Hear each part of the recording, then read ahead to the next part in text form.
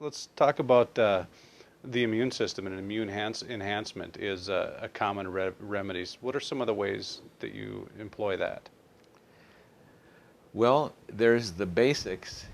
When you stop and think about it, the immune system requires a tremendous amount of energy to do its job.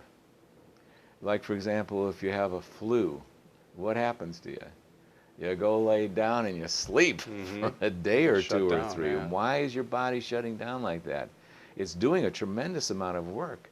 The immune system has become the highest priority for energy distribution.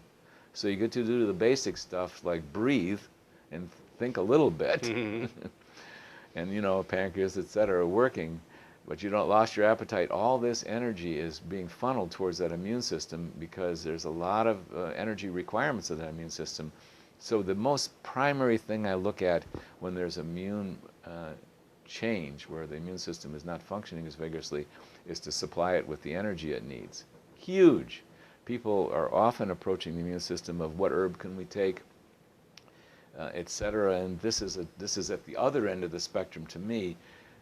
The immune system doesn't have an herbal deficiency, but it can have an energy deficiency. So now we're into a humongous topic. How did someone have a vigorous immune system when they were in their teens and 20s and they could shake off a cold in a day or two and a flu, and now it's taking a lot longer and their skin wounds aren't healing as quickly? How did that change take place? Number one, energy loss. Oh, well, how did that happen?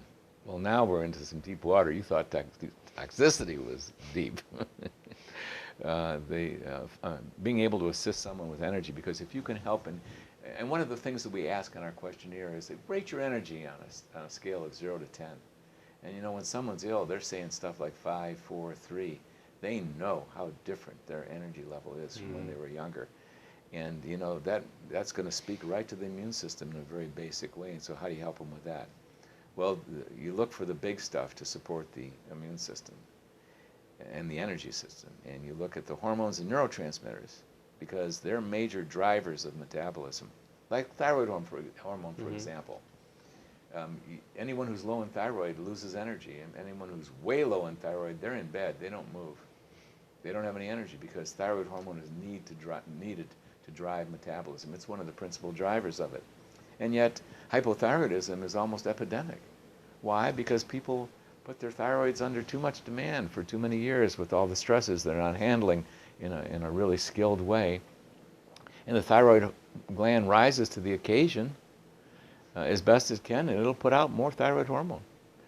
But it can't do that endlessly, as the father of the stress response, Dr. Hans Selye, pointed out to us.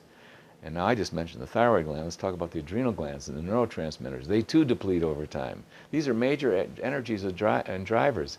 If we took a pill of some adrenaline, for example, and there's artificial adrenaline available, we'd be so amped up, we'd be on fire with energy.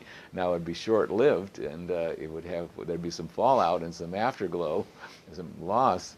But these chemicals are really needed for driving energy. So all of a sudden we shift our attention from the immune system to the energy that it is major, coin of the realm, fuel that it needs is energy, to what's driving energy.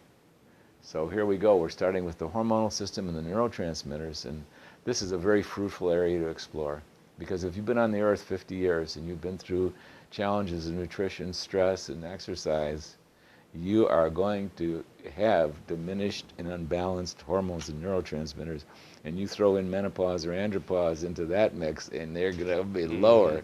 So this is an area of where you can really make a difference for someone, and a lot of holistic doctors are spending a lot of time beginning with that system. Now there's other systems that can take the attention away from the immune system. It can have challenges that it shouldn't really have to deal with. And some of those challenges can be coming from the food supply, because our intestinal tract is this okay to be going into this level of detail? I had that on there anyway. So yeah, I didn't. Go for it. I think very often we think in terms of, well, what can I take? What pills can I take? Yeah. Modern capsules, supplements can I take? They're out there, but you see I'm putting them on the back burner, because from my way of thinking, they're not anywhere near as important as the fundamentals here. And so the gut, you want a holistic detective exploration where we're looking for where's the trouble. Mm-hmm. It always includes the hormonal system, the neurotransmitter, and the gut. Because the food supply, we should not be having an immune reaction to the food supply. But people do all the time. And that means some of the foods they're eating, their immune system's reacting to. And you know, those people don't feel so well. Like there's some people who have quite the reactivity to the gluten in wheat. Mm-hmm. And you know this, being in the field that you're in. But it can be profound.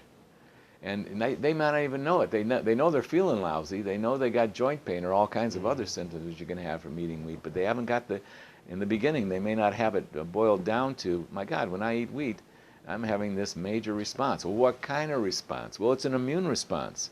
The immune system is attacking that gluten molecule. So if we're concerned about the immune system's fighting off germs and cancers, which is, I hold them to be the highest priority, we don't want to have to do these extraneous tasks like having to deal with what we've eaten for lunch. And you know, and there's a tremendous molecular exposure from what we eat. And if there's not friendly molecules in there, the immune system's going to be the mop-up crew. And we don't want to divert their attention towards this. And this gets a little more complex. And I think you know this, that there's been a lot of difficulty that our intestinal tracts have come under. Mm-hmm. Sometimes infections with these organisms that don't give us frank diarrhea or constipation, but they're in there and they're a problem. Some bacteria, some yeasts, very common stuff. Mm-hmm. Even some amoebas and parasites at times. And when you get infections and inflammation, even of a low-grade character that you don't have a bellyache from, but they're in there problematic, you get inflammation in the gut wall. And the gut wall becomes more porous than it ought to be, something called leaky gut. Mm-hmm. And this tiny, tiny pores that only really want the tiniest of best digested food to go through that and make it into the bloodstream, they get bigger. And they're allowing bigger molecules to pass out of the gut and into the bloodstream. Leaky gut. And when you couple that with so many of us eating too fast, not chewing enough, having diminished hydrochloric acid and digestive enzymes as we grow older, not because we grew older, but we had those diminished because of stresses, stress response. You got poor digestion, incomplete digestion. Instead of being the food broken down to the tiny little molecules that we want it to be, there's larger molecules. And if those larger molecules make it through a leaky gut, they get met by the immune system in the bloodstream.